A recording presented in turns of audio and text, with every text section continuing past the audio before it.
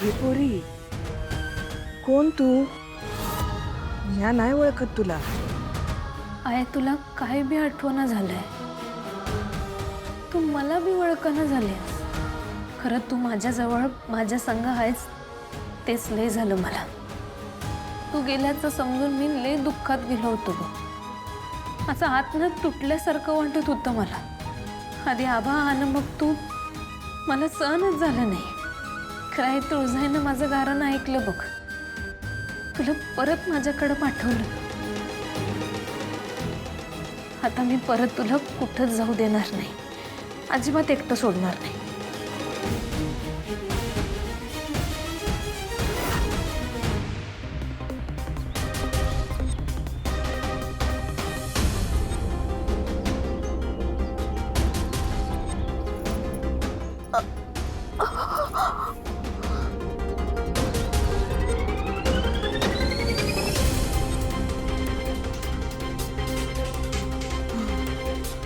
मला इथं थांबून चालायचं नाही. मला माझ्या लेकीकडं माझ्या कमळीकडे परत जायला पाहिजे. माझ्या लेकीकडे जायला पाहिजे. अगं पोरी नीज नीज आराम कर. पोरी ताकद नाही तुझ्यात. कोण तुम्ही आणि इथं कसं आलो? अगं पोरी, तू आमासनी जंगलात सापडलीस. बेशुद्ध होऊन पडली होतीस आणि गोळी बी लागली होती तुला. आम्ही दोघं जंगलात झाडाची वनौषधं बनवत होतो ना, म्हणूनच ती गोळा करायला जंगलात गेलो होतो. तेव्हा तू मला सापडलीस. पोरी 4-5 दिवस झालं बघ तुला इथं घेऊन आलोय आम्ही. तेव्हापासून तू झोपली होतीस बघ. आज कुठं तू उठलीस. आराम कर पोरी. नाही, मला आता इथं थांबून चालायचं नाही. मला माझ्या कमळीकडे परत जायला पाहिजे. कमळे! आय काय होतंय? काय होतंय? मी इथं कशी आलो? मला माझ्या कमळीकडे जायला पाहिजे. अगं काय झालंय तुला? मला आई म्हणू नको. मी तुझी आई नाही. माझं बाळ तिकडे. माझी कमळी लहान आहे. मी मी मी पाया पडते तुमच्या. मला माझ्या लेकीकडे जाऊ द्या. सरुका क्या ग असं काय करायलीस? हीच आई कमळी तुझी पोरगी. काय झालं? कसला गोंधळ आहे? नाही नाही जरा आवाज कमी करा. मला माहिती आहे तुम्ही तीच माणसं आहात ना. तुम्हाला त्या माणसांनी पाठवलंय ना? अगं आई, मी मला हिथं अडकवून तुम्ही माझ्या कमळीला घेऊन जाणार ना? अगं नाही, मी असं- पाया पडते नाही, तुमच्या. नाही, असं तुम्ही काय असं बोलायला करू लागलं? नका. अगं, ही बाई मीच आहे, आणि तू आई. मला आई म्हणू नको. मी तुझी आई नाही. मी नाही मी तुझी. नाही नाही माझी आई नाही. तुम्ही ऐका. तुम्ही शांत व्हा. तुम्ही जरा निवांत इथं जरा बसा. मी तुम्हाला पाणी देतो. बसा शांत व्हा. मी काहीच करणार नाही तुम्हाला. या बसा बसा बसा बसा. या इथं बसा. पण मला तिकडे गेलं पाहिजे ना. माझं बाळ आहे. माझं छोटंसं पाणी घ्या. मला तिकडे गेलं पाहिजे ना. होय होय होय होय ती माणसं माझ्या होय बाळाला. होय नाही नाही हे बघा आता लय रात्र झाली की नाही आणि बाहेर लय पाऊस पडतोय तेव्हा तुम्ही घ्या. नाही मला नकोय पाणी. बरं ठीक आहे राहू दे राहू दे. थोडं खाऊन घेता म्हणजे बरं वाटतं. नाही मला काही नकोय. मला काही नकोय. बरं ठीक आहे राहू दे. तुम्ही शांत व्हा शांत व्हा. हे बघा मला सांगा कुठं आहे तुमचं बाळ. म्हणजे मी मदत करतो. आम्ही घेऊन जातो तुमच्या बाळाकडे तुम्हाला. तुम्ही नेणार मला माझ्या मुलीकडे?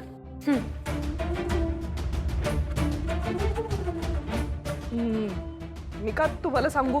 मी नाही सांगणार तुम्हाला. अहो ऐका की, तुम्ही काय बी काळजी करू नका. आम्ही कुणाला बी सांगणार नाही आणि आम्हाला कुणी पाठवलेलं बी नाही.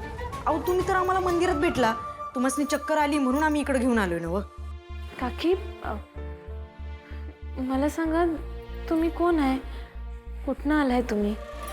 मी तुम्हाला काय बी सांगणार नाही. काय माहिती तुम्ही कोण कुठून आल्या. मी सकाळीच इथनं निघून जाईन. मी नाही सांगणार.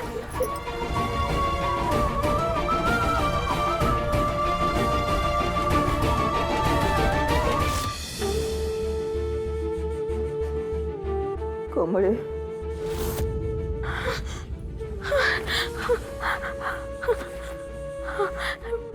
कमळे काकी माझ्यावर विश्वास ठेवा. मी घेऊन जातो तुम्हाला तुमच्या कमळीकडं. तुम्ही इथे एकदम सुरक्षित आहे. आम्ही दोघी बी काहीच करणार नाही तुम्हाला. खरं सांगायलो शपथ. थोडा विश्वास ठेवा. खरंच दमून बस तुम्ही दोघी कुणाला काही सांगणार नसाल तर सांगतो.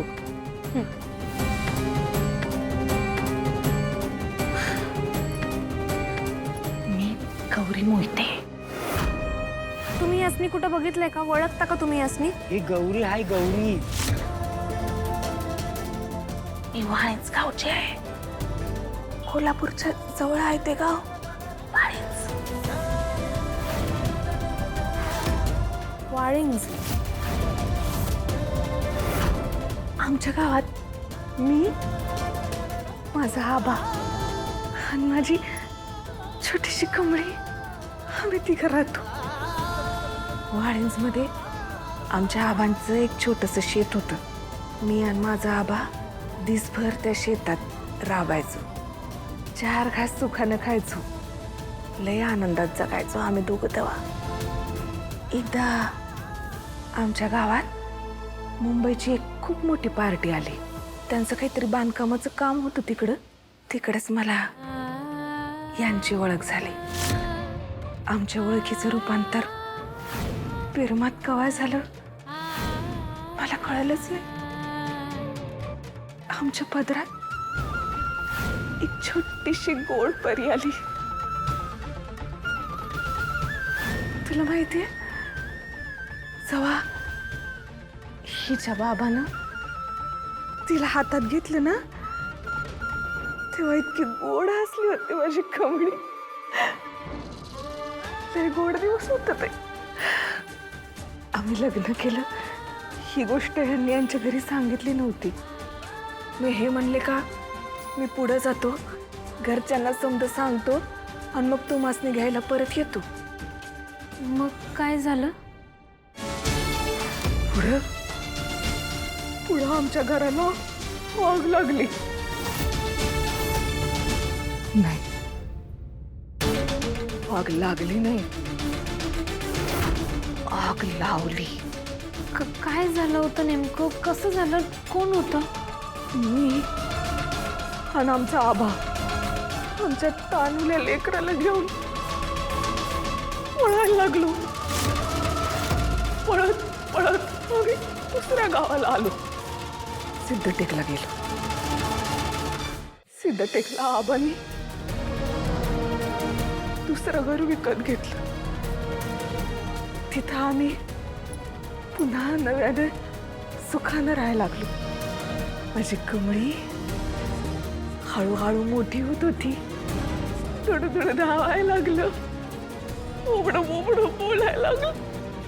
ती ना काही झालं की जय भवानी अशी म्हणायची. आमचा आबा तिला छत्रपती शिवाजी महाराजांच्या गोष्टी सांगायचो.